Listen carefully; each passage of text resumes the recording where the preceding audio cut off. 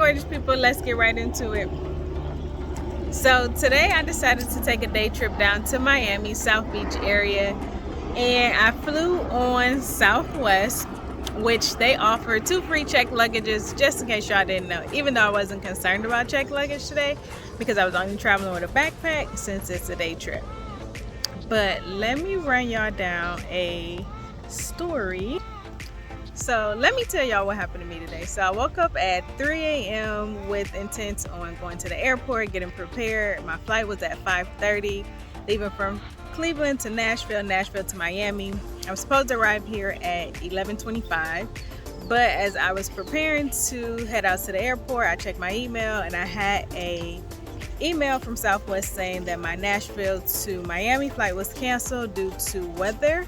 So I instantly went into flight attendant mode to see like what is the best option for me to still get to Miami, because they had rebooked me on a whole nother flight going through a different airport that would have got me to Miami at 3:05, and that wasn't really good because it's just a day trip and my flight leaving from Miami was leaving at 8:05 or is leaving at 8:05 tonight.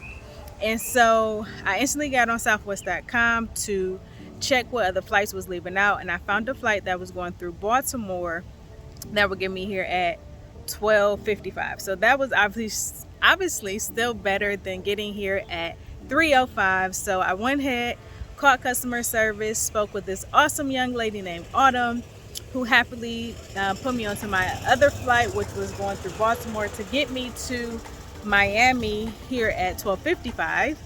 And then she checked me in and everything, so that was great. So now it's time to head to the airport. Y'all, can y'all believe I freaking left my wallet at home? I get to the airport, headed to TSA, and I'm getting ready to grab my wallet and everything. I'm like, shit, I don't have my damn wallet. So I called my peoples to come back to the airport, pick me up. Thank God they had not driven far from the airport, so they was back to the airport within like 2 to 3 minutes. And I rushed home. It took me about 15 minutes to get home. Left the airport at 4:33, and I was back at the airport by like 5:05. So Jesus was on my side today because boy, it has been a day for sure. So get back to the airport with my wallet now, ready to check in and go onto my flight. Flight from Cleveland to Baltimore took off without a hitch. We actually arrived in Baltimore 15 minutes early, which was great because as soon as I land, I'm like, you know what, back into flight attendant mode. Let me see if there is another way I can get to Miami faster.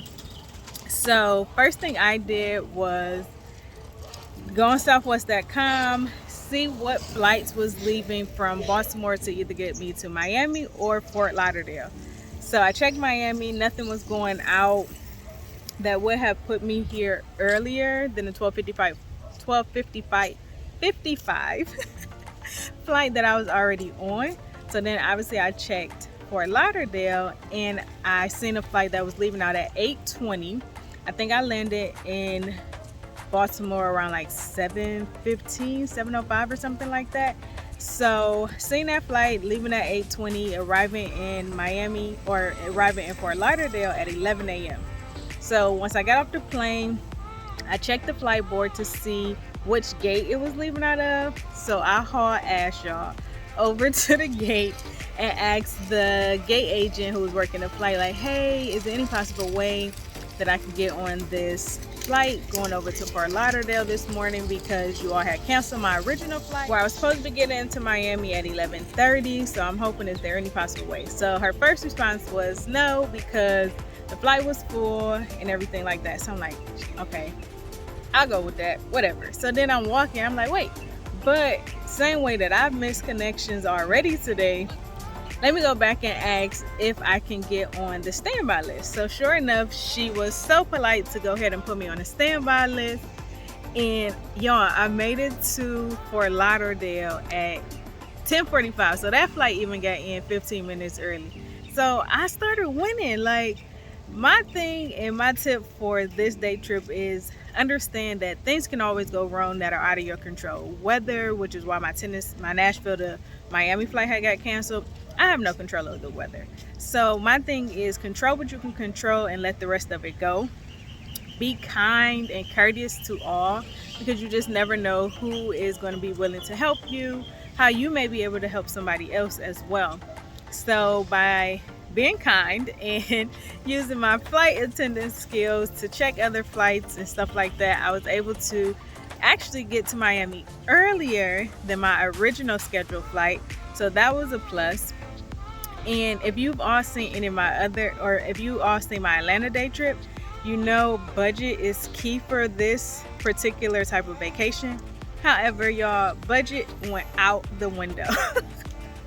It went out the window for this trip for a couple reasons. The first reason being this was kind of like a forced day trip off the strength of I had flight credit with Southwest that was expiring on February 1st. And they had in place where you had to book your flight and also travel before the expiration date. So when I came back from Dallas, I was like, oh shit, I need to book this flight and figure out what I can do. So of course I went on to southwest.com to see what was the cheapest destination I could get on for $115. And I actually ended up only doing a one-way trip because everything else was 200 plus over. So I was like, I don't really want to give Southwest any additional money. Hence, I'm just trying to use the credit that they gave me, or that I had already paid for technically. So we're not giving away no money. So I'm going to use this $115. So I found that one-way trip down to Miami for $99. And then I actually booked my return on Spirit flying out of Fort Lauderdale. And that trip, or that flight, I had found for like $86 online. Went to the airport, of course, and got a little bit cheaper. I paid like $58 once I got to the airport. So flight and my hotel stay, which technically was a hotel stay, it's a day pass, so you get like access to the facilities and things like that. And I'll show you all that app, which I came across, which I'm in love with already. It would definitely come in handy if I do any additional day trips in the near future, because you can buy either like day passes for their pool, or you can buy, for instance, for Miami, I did a beach day pass. So it came with a free bottle of water. They gave me a welcome drink. I had a beach chair, umbrella, and towel service and stuff like that. And then, like I said, I had access to their restaurant and their little bar, and then to be able to like use their restrooms and their showers and stuff to freshen up before I head back out. So I really enjoyed that. That day pass cost me $53, and that was with tax. I'll make sure I show you all the app. Oh, I also wanted to mention Southwest did change policy for flight credits. So I know it recently changed. I don't want to speak out of turn, so I'm gonna make sure I put a screen grab up so you all can review what the new policy is, because like I said, this one was forced off the strength of I had to use it before February 1st, and I bought my ticket on January 24th, and today is January 31st. So this was really a forced trip, kind of hard to keep the budget where I would like it to be. And then the fact that I had to fly into Fort Lauderdale made my expenses a little bit higher. There were multiple ways I could have gotten over here cheaper.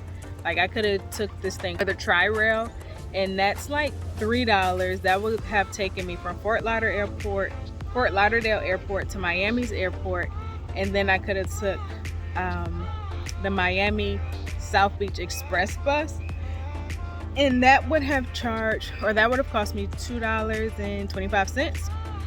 But because I just wanted to enjoy the beach, because I really love Miami, it's like a second home to me, and I enjoy being down here, I didn't want to take all of the public transportation and use a lot of my time up while just traveling in transportation and not being able to enjoy the beach and the views and the sun and everything like that. So I ended up paying a Lyft from Fort Lauderdale to South Beach. That ran me like $40. So as you can see, I'm pretty much over budget of the $100 that I did for Atlanta. And so I can enjoy additional time, I'm probably going to take a Lyft back over to Fort Lauderdale this evening. I will say on the next one, I would definitely keep the budget in mind. Don't get me wrong, I kept budget in mind for certain things on this particular trip, But when stuff start coming or stuff start changing, far as my flight being canceled and stuff like that, I kind of just had to go with it and make it happen. And that's just the journey that we're on. Like, you're just enjoying the journey. We're seeing new places, enjoying new things. Granted, Miami is not new for me. I love Miami, but we just have to go with the flow. We can't take life so serious. It's just about enjoying the journey as it comes. All right, y'all, so this is the hotel. They had a real cute lobby area. Now, granted, I didn't see the rooms because I wasn't staying. I just had the day pass like I showed you from the resort app. The check-in process was simple. She just asked me for my name and my ID and then told me to head outside. This is their pool area. As you all know, I didn't buy the pool pass. I just did the beach pass because I didn't want to sit by the pool when I have the beautiful beach here. But this was real cute. They did have a bar, and then they had service to come in, take your order and stuff like that. So this is me heading to the beach. The towel hut, the gentleman just asked me for my name. He got me my towels, and then it was time for him to set up my beach chair and my umbrella. Once I kind of got a little settled in, then they came back around to offer me my free drink or my welcome drink package. And then I just got the strawberry daiquiri. You can also do the pina coladas as well. So I love being down here by the beach. I really stayed down here pretty much the entire day until I headed over to grab me some lunch. So this here is just Ocean Drive. Ocean Drive is pretty much filled with outside restaurants. You have all of your hotels. They do have a few spaces that play music that kind of turn into like a club vibe later in the evening. But I love Ocean Drive because at nighttime it's packed. It's a great vibe. Like I said, the restaurants and stuff are kind of all out on the sidewalk, if you want to say. And it's just chill, and you eat and you hang out. I love being in Miami, y'all. I'm not even going to lie. And then everything is here. They even have your workout areas if you want to do that. They have volleyball nets, so you can go over there and play if that's something that you're into. But the vibe on Ocean is always lovely. This time of year, it was real quiet. I came down here, January 31st. I was down here, so it was real quiet. Weather was amazing. No complaints there. And then you just kind of hang out for real. Now we crossed over to Collins Avenue. Collins Avenue, I would say, has more of your shopping stores. Like you can see this Kick store here. They have a lot of different clothing stores. They do have a few small restaurants and stuff like that, but I would say for the most part, this is your street to do some shopping on. I'm actually headed to go grab me something to eat from one of my favorite places down here. It's called Bacon Bitch. It's just a great brunch spot. I enjoy their food. I'm sure there's plenty more options down here for you all to try, but I definitely enjoy going over here. The music is always nice. The young ladies who are waiters and stuff, they're always mad chill. And it's actually on the bottom of like a hotel. You can see I'm walking up to it now. And it's just fun and chilled in here, to be honest with you. One thing I will say about this restaurant that I found out this time, because normally I order a cocktail when I go have lunch here. And this time I just wanted some water, y'all. And they was going to charge me $5 for a cup of water. So y'all know I did not pay $5 for no water. I said, you can keep that, and I'll go ahead and wait and go grab me something to drink from somewhere else, since I had drinks and stuff from the hotel. So we didn't do the water, y'all. All right, so after lunch, I kind of just hung out and walked up and down the street, get a little exercise in after my lunch. But I do want to let y'all in just on a few little tips, just in case you've never been to South Beach. So Ocean, Collins, and Washington are all parallel streets to each other. And pretty much anything that you need will be between 15th and 5th Street on either of the streets. So if you want to do your lunch, dinner, breakfast, or anything like that, and you want to be by the beach, obviously you want to be on Ocean. If you want to do some shopping and light eating, more so shopping, you definitely want to be on Collins. And then if you want to do your partying with your late night snacks or like your pizza spots, you want to be on Washington. All three of the streets are definitely in walking distance. 5th through 15th always seems like a breeze when you walking into that moment hits and you like, man, I'm trying to go back and get to the hotel. Now this pizza spot is on Washington Avenue, and it's one of my favorite pizza places to come to. Like, it's cheap, it's good, and it's quick, and they open late night. So definitely check this place out if that's something you want to do. Now it's time for me to head back home. Such a sad moment. I love Miami. I can't stand to leave, but it's always fun when I am here. So now I'm just heading back over to Fort Lauderdale. Like I told y'all, I did end up paying the Lyft to take me back because I just wanted to enjoy as much time as possible over in South Beach. So I made it to the airport. My Daycation was a success, minus the budget part. In the airport waiting on my flight to board. It's currently showing on time, but we haven't even started boarding, and boarding was supposed to start at 7:20. It's now 7:50. Flight's supposed to leave at 8:05. There's no way in hell this flight is going to be on time. They said we was missing a flight attendant, that they were stuck in Dallas Fort Worth, and that they was looking for somebody on reserve, which means somebody who's either sitting reserve in the airport who can operate the flight essentially immediately. But I'm assuming the person is not on reserve sitting in the airport because they haven't come to the aircraft yet. And then the other reserve is when you sit at home on reserve, and then you have a certain amount of time to get to the airport to operate the flight. So it is what it is. It was a great day overall. Like I told y'all earlier, control what you can control, which is how you react to certain situations.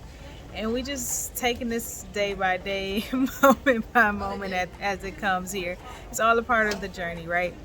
So we're gonna sit here, wait it out, and see what happens. Hopefully I get home sooner than later because I do have to work tomorrow. So we'll see what happens. I'll check in soon.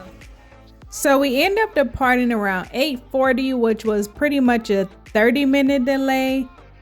I guess it wasn't no big deal since I still made it home close to the time that I was scheduled to land, but it was what it was. We gonna take a win when we can take a win, right? So as always, gorgeous people, go out there, create memories that will last a lifetime.